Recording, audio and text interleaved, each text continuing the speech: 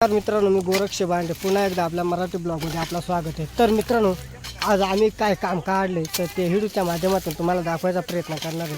तर मित्रांनो, ह्या पहा, इकडं खत आहे, शेणखत आहे आणि गण्या माझा भासा त्याचं काम चालू आहे, खत भरायचा। आणि इकडं गोण्यात पहा, तर ह्या खत आम्हाला वावरामध्ये वाहून टाकायचे। तर बरंच लय खत आहे। तर चला आता कसा वावरामध्ये व्हायचे, कसं काय व्हायचे म्हणजे, तर आपलं शिवण विवाह आहे, तर आपण घाशा करेल ते तुम्हाला तर माहीतच आहे। तर त्या घाशो खत व्हायचे आपला शिवा बिवा झोपून। तर चला कंटिन्यू व्हिडिओ करा मित्रांनो, व्हिडिओ जबरदस्त होणार आहे। तर चला।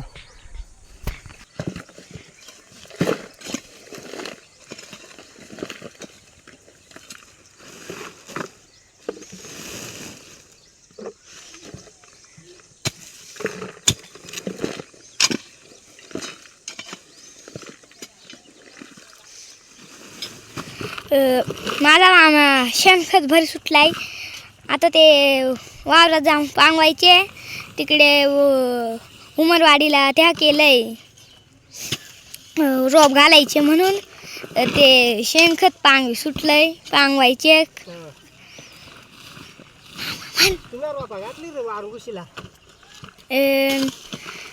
घातली हा हा।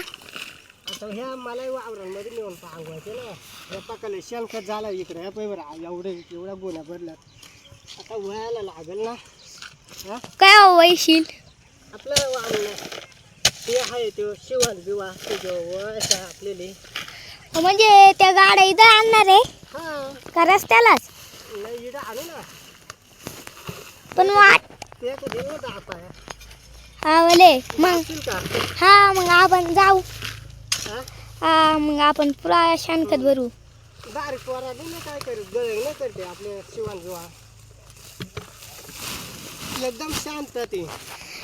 काल तर पार मी त्या तिकून आणलं होतं, त्या आपल्या दुसऱ्या तिकडे गेलतो त्या घासे आणायचा मला। हा, तिकडे आपल्या शेताकून एकट्यानं दापीत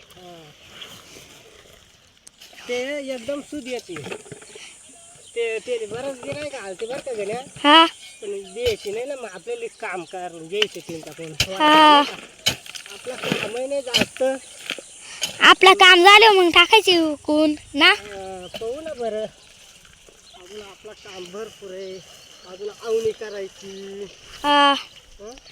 नांगर आणलाय का तो लोखंडी? लोखंडी नांगर आहे ना आपला।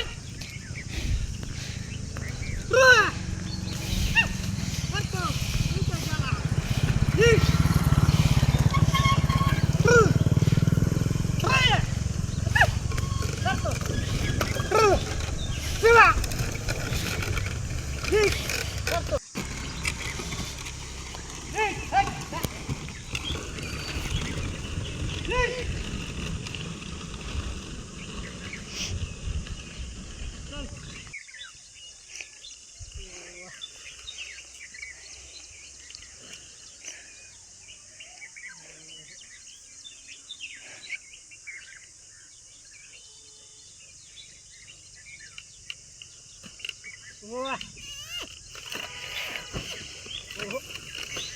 हो ना. वा.